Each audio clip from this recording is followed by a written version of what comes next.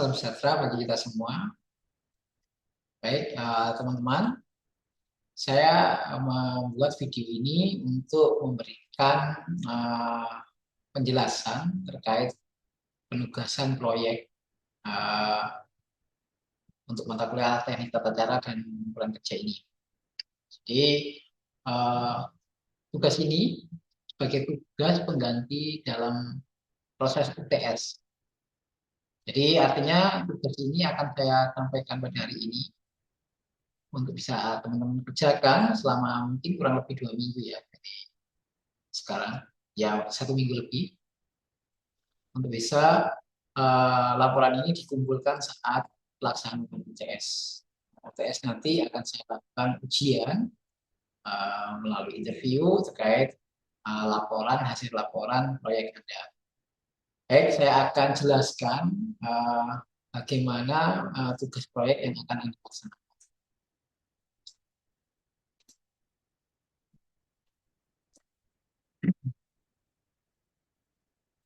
Baik.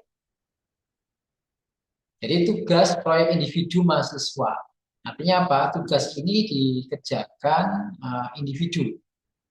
Alasan saya adalah tugas ini tidak terlalu berat dan juga saya ingin teman-teman bisa secara kompetensi bisa menguasai terkait metode-metode yang sudah diberikan saat perkuliahan.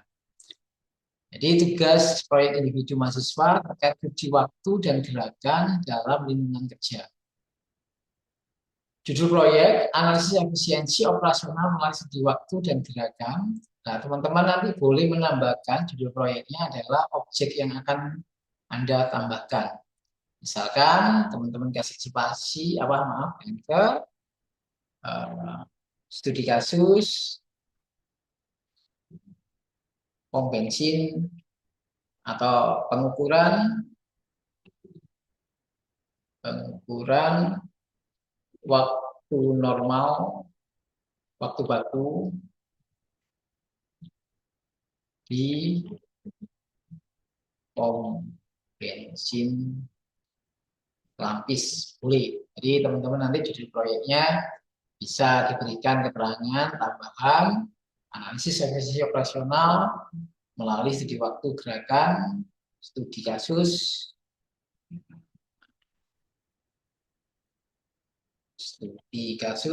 di mana gitu ya, waktu baku di pom bensin habis. Oke, boleh ditambahkan demikian ya. Oke. Nah, dari situ juga mahasiswa diwajibkan secara individual untuk melakukan studi waktu dan gerakan pada suatu aktivitas kerja nyata di lingkungan kerja. Contoh, kalau Anda mendapatkan objek di pabrik, ya di pabrik boleh, di bengkel juga boleh, aktivitas kantor juga boleh, laboratorium juga boleh, pom bensin juga boleh, UMKM juga boleh. Jadi teman-teman terserah objeknya di mana pelaksanaannya. Ya, intinya teman-teman memungkinkan untuk melakukan pengukuran waktu kerja. Artinya apa? Diizinkan oleh objek ya. Pastikan bahwa ada izin, jangan melakukannya tanpa izin. Nanti akan jadi masalah. Setiap mahasiswa wajib menyertakan dokumentasi berupa foto dan atau, artinya dan itu boleh foto atau video. Ya, video asli dalam proses observasi di lapangan. Artinya teman-teman bisa minta bantu teman ketika kalian melakukan observasi di lapangan, minta bantu fotokan atau videokan aktivitas Anda sebagai bukti apa? Keterlibatan Anda secara langsung dan validitas dalam proses mengamati. Jadi ini wajib ya. Di dalam laporan, di bagian akhir teman-teman bisa melampirkan foto ataupun link video yang bisa diperlihatkan waktu saat. Oke, tujuan dari proyek ini adalah yang pertama, melakukan observasi kerja secara sistematis. Teman-teman supaya bisa di lapangan melakukan observasi kerja secara sistematis. Artinya apa? Menentukan objeknya, terus membuat langkah-langkahnya, penelitiannya. Itu harapan kami adalah Anda bisa melakukan hal ini dengan baik. Berikutnya adalah menggunakan stopwatch untuk studi waktu kerja siklis. Jadi teman-teman tahu bagaimana cara menggunakan stopwatch, tapi ya tidak semua bisa menggunakan stopwatch. Tapi stopwatch yang digunakan untuk segi waktu. Ya, tidak stopwatch ya tombol start finish itu saja, tapi bagaimana untuk melakukan observasi waktu. Oke, yang ketiga adalah menggunakan teknik sampling untuk aktivitas tidak terstruktur. Jadi teman-teman kemarin sudah saya berikan informasi jenis-jenis pengukuran kerja yang menggunakan stopwatch bagaimana, work sampling bagaimana. Ya garis besarnya kalau stopwatch itu sistem kerja yang terstruktur.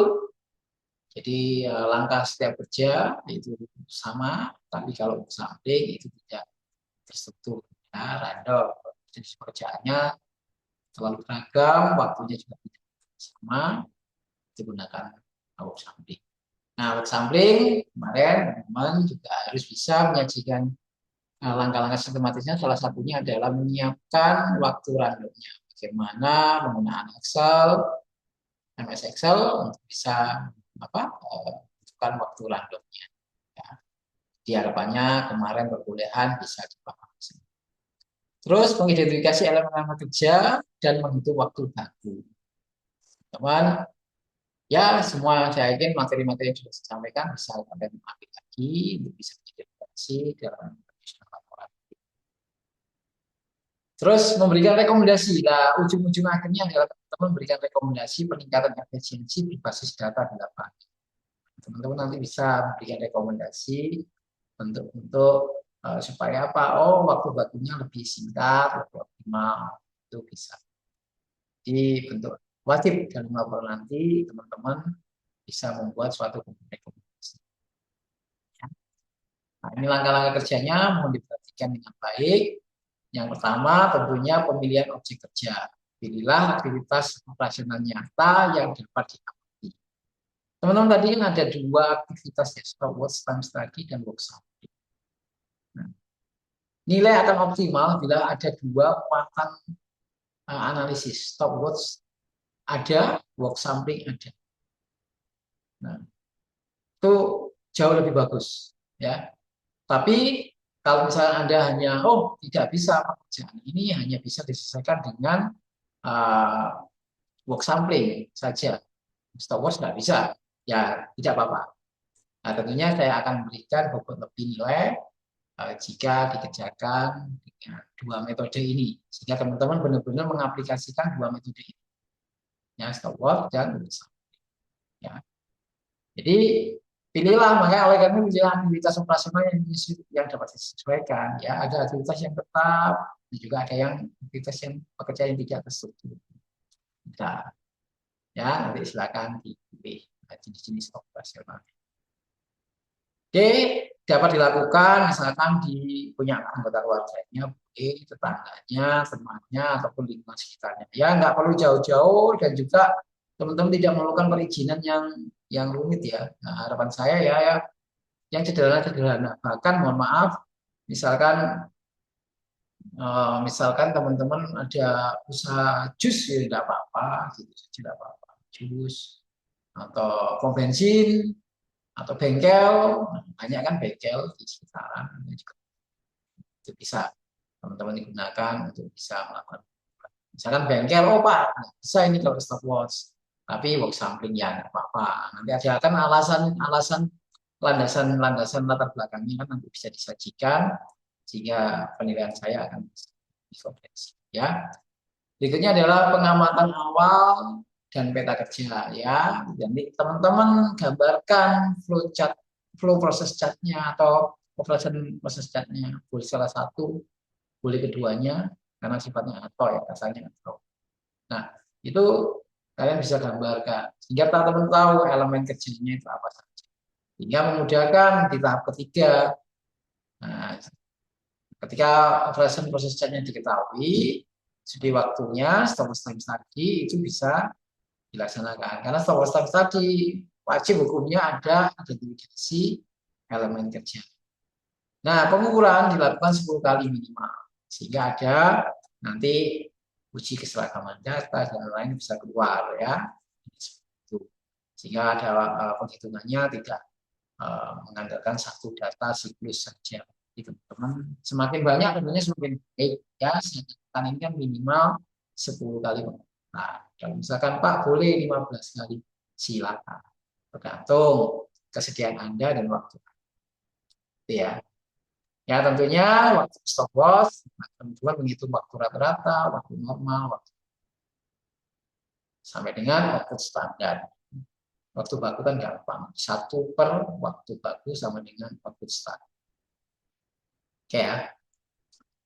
Eh, Berikutnya adalah work sampling. Lakukan pengambilan sampel aktivitas pada interval waktu tertentu. Tentunya tentang menggunakan waktu random. Kemarin yang sudah kita pelajari dengan hitung proporsi kerja produktif dan tidak produktif. Lanjutkan langkah-langkah berikutnya. Langkah-langkah sistematis berikutnya. Sampai bagaimana saya tidak perlu jelaskan satu persatu. Kemarin kan ada uji kecukupan data untuk mencari juga apa namanya BKA, BKB, keseragaman data. Terus berikutnya eh, baru kalian laksanakan begitu kan waktu normal, waktu baku, dan waktu standar. Ya seperti itu. Jadi seperti langkah-langkahnya saya tulis dua ini bukan berarti hanya dua ini yang dilakukan, tapi juga sampai memberikan output waktu baku dan waktu standar. Ya, gitu ya. Berikutnya analisis dan rekomendasi, temukan aktivitas non value added. Temukan di situ ada aktivitas yang tidak memiliki manfaat itu bagi apa saja. Ini kan bisa menjadikan rekomendasi nanti. Maksudkan perbaikan metode kerja, layout maupun penggunaan. Jadi silakan perbaikannya bagaimana bentuknya, biasanya ya metode kerja, layout, dan penerapan alat atau penyesuaian gitu. Terus berikutnya adalah teman-teman melakukan dokumentasi. Sertakan minimal 3 foto. 3 foto ketika Anda melakukan observasi di lapangan. Nah, kalau memungkinkan ya video itu jauh lebih bagus ya. Video jauh lebih bagus. Linknya kalian bisa upload di YouTube Anda sendiri ataupun Google Drive. Silakan menggunakan platform apa saja silakan. Nanti di laporan disertakan kalau ada video. Kalau foto ya dicetak saja lah dalam laporan. Terus berikutnya adalah laporan proyek. Nanti teman-teman wajib waktu tanggal 15 TS itu mengumpulkan laporan proyek. Pak, bagaimana kalau saya tidak mengumpulkan? Ya artinya Anda tidak mengikuti TS. Itu saja gampangnya. Jadi saya ingin Anda tetap apa ya core value kedisiplinan itu penting. Tanggung jawab. Jadi harus apa namanya mengumpulkan. Bagaimana kalau hasilnya tidak optimal? Lebih baik mengumpulkan hasil tidak optimal daripada tidak mengumpulkan sama sekali. Tapi harapan saya adalah optimal, lengkap, semua aktivitas dilaksanakan. Ya jangan sampai hanya foto saja, tapi ada proses analisis. Ya tentunya kalau menampilkan hanya foto saja ya saya tidak bisa memberikan nilai apa-apa ya.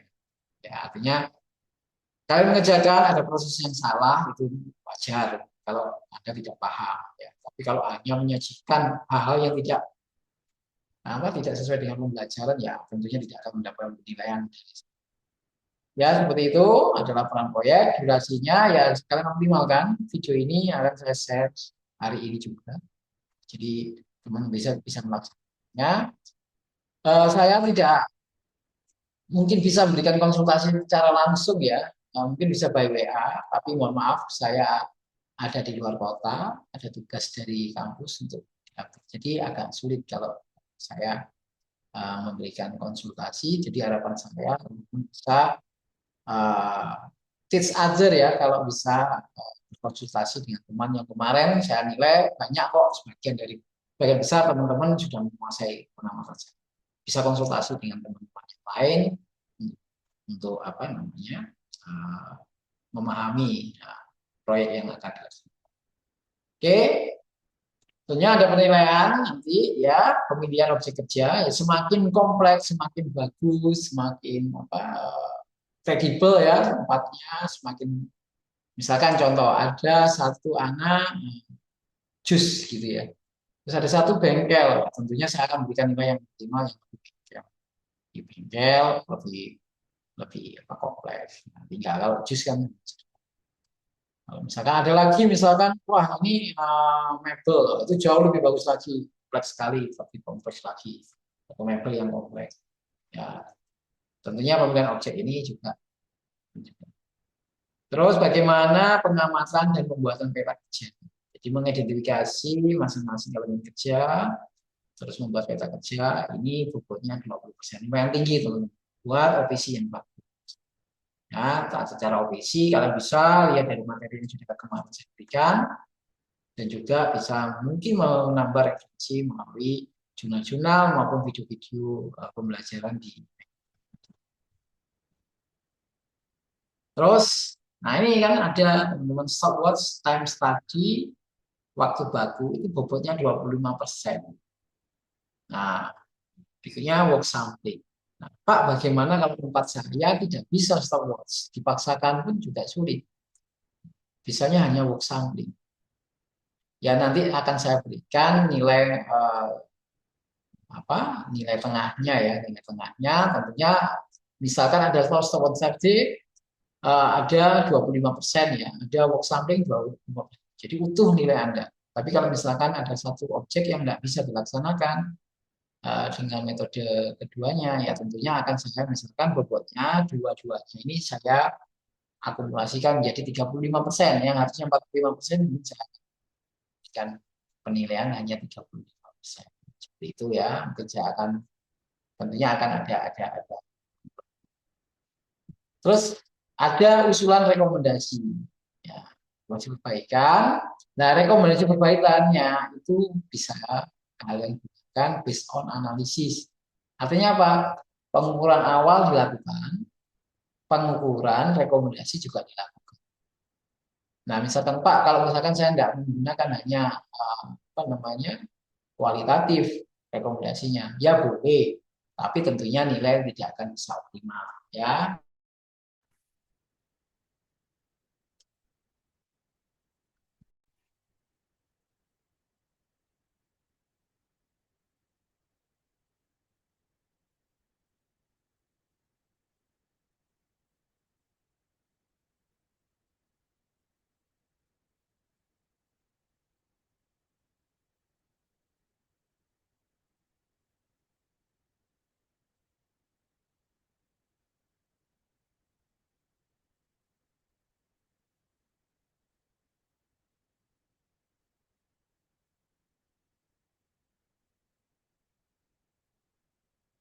Oke, maaf, koneksi terputus ya. Baik, saya lanjutkan.